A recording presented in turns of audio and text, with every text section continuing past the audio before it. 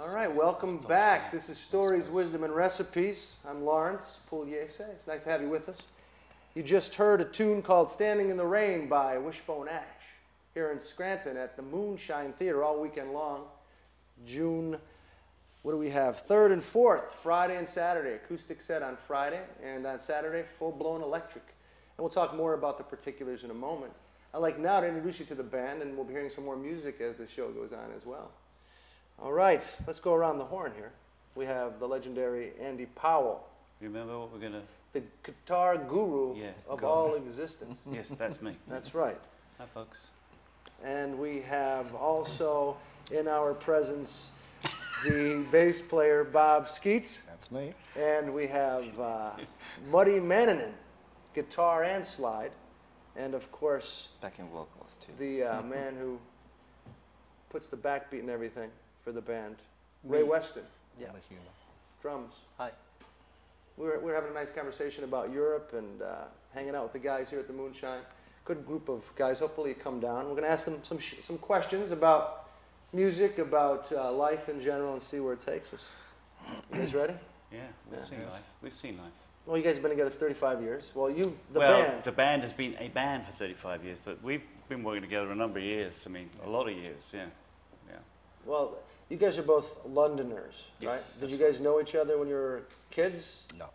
No, but we both share similar backgrounds, and it's, if you've been in East London... End of London. East End? You kind of, you relate. Is the East End working class? Yes. Yeah? Yeah. Much like Scranton, perhaps. Yeah, it's got a lot of character. You're in Connecticut now? I am, yes. So I can crash at your house if I come No up? problem, yeah. All right, thank you. It's on tape. It's on tape. And next to Bob, I keep calling him Rob, I apologize. We have Muddy Mannanen from Helsinki, Finland. Yeah, that's right.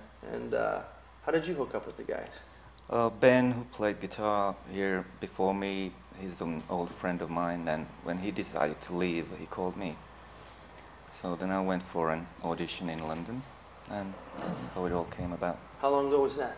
Last November. Oh, so you're relatively new to the band. Yeah. And bringing a slide guitar in, which, was that always a component of Wishbone? Is that a new... No, in the early days, yeah, there was a guy called Ted Turner who played slide guitar, and then there have been periods where it's not been so prominent, but it's just great that we've got that featured again. It's part of the sound because it's back to the roots for us, and you know, we're a guitar band, so anything extra that you can bring to the sounds, you know, with using guitars, this is fabulous in my book. It's great. Well, your trademark, so to speak, and correct me if I'm wrong, is the Flying V, is that right? It's just a guitar that's shaped like a V that I use. Everyone remembers it. I think they think it's the Wishbone in Wishbone Ash or something, but I just it's just one that I've found favour with, you know, and I like it. Yeah.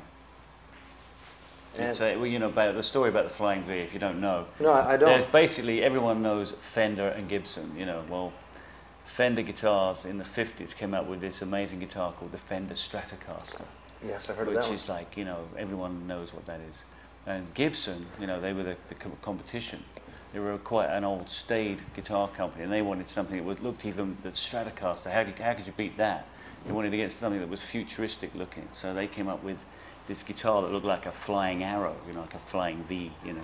So Who was the guy who designed it? He was from Detroit. He was a car designer.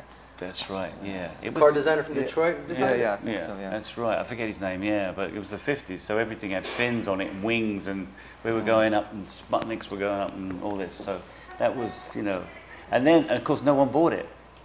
You know? Except a few old blues guys, you know, and it was a dodo, you know. This guitar was just a lemon, and it sold for $150 in those days, and now they're so rare. The original ones, they sell for $150,000. They're like, you know, this sort of mid-century artifact that is like a real collector's thing, you know, the Flying V. So yours is worth a couple of dollars. Right? It's worth a few bob, yeah. Now, when you guys are playing, do you have certain instruments that you must have by your side, or is it just about picking? Yeah, definitely. Do you need a particular guitar? Yeah, for slide usually I use a Fender, which I keep in an open tuning. And for other guitars I usually use a Les Paul, and then I have an SG as a backup. He's a Gibson man, Yeah. aren't you? Really? I tend to play Gibsons too, but well, Gibson and Fender. I mean, American guitars at their finest. I mean, that's it really. And right now, you know, with the younger bands that are coming up, and there's this, like in the '80s, we had keyboards reigned, you know, and guitars lost favour a little bit. Well, now it's come right back to the electric guitar, so we feel completely current again, you know. And we've always used vintage style instruments and tube amps, old tube amps, and that's the core of our sound. So. And dual leads are a big deal too. That's our little trademark, yeah.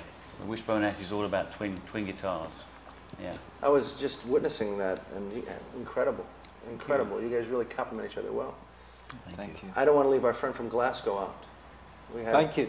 Sorry, Ray okay. Weston. That's right, yeah.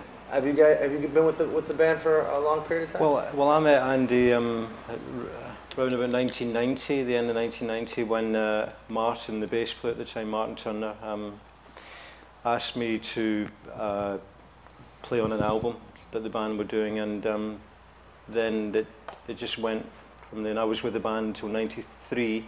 That was 90 to 93, and then from 90 I rejoined when Bob joined in 98 until now, you know, and yeah, it's but originally I met one of the band through the original bass player Martin, who I played with in the early 80s, and we remained kind of, you know, in touch. And then when the band were making an album, he called me when Steve, the original drummer, left, you know, to continue the album. Well, that's people how coming and going in this band. But it seems like a sort of a family with extended members. That's what it is. And yeah. I look at your fan base. I was on your Yeah. website looking at some of the chat rooms. And Oh, it's amazing, isn't it? I honestly, Yeah. I was from February when I guess this event was announced. Yeah. There's dialogue going on until last night. Yeah, People talking about their plans to get out here. People come from North Carolina, Virginia, Chicago, all over Europe. Yeah.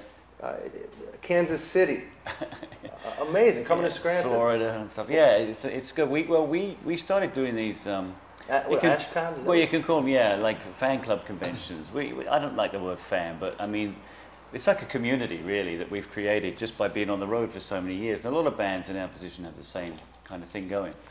And we started doing them in the UK, and then we did one in Germany, then we did one in Chicago, and then we did a couple on cruise ships. And that was like the last thing we would have done. But someone put it to us, we tried it, and it was just a great fun thing to do. And so now we've got this community that they just follow us around, and I mean, some people go to extraordinary lengths to sort of come and see us, and they turn it into a sort of a kind of a hobby, really. I mean, it's like, it's not quite on the level of the Deadheads, but it's, you know, getting there. Yeah, it sounds like people come from Kansas City, and reading these chats, they're planning their whole week. They're taking their vacation. They'll go to New York City and maybe go to Niagara Falls, Gettysburg, while they're in the vicinity. They plan their annual vacations around us sometimes. That's pretty incredible. Amazing. And they hook up with other people, don't they? Friends from different countries. They wear T-shirts, like there's special groups of people, and they wear T-shirts so they can recognise each other. And from the chat. Because they speak on the internet, but they never actually know who they are, so they wear T-shirts to meet each other. Yeah. That's pretty incredible. I mean, that says a lot about you guys. It's wonderful. Yeah, it's really good. Why do you think this phenomenon has developed? Well, because you know we're a band. We get out there and we play. You know, I mean that's what we're on the road, sort of 170, 180 dates a year we do, and we started off this year. We were in Istanbul, was the first show we did, so we go there, then we flipped back then we went into Germany for a month, and then the UK. So we're everywhere, you know, and I think people like that kind of real, rootsy, you know, an actual band, real players that get on the road and actually play live music, you know, because it's so easy to make a video or whatever. Yeah, and just do the big venues. And there's a certain sort of earthiness about that. It's nice.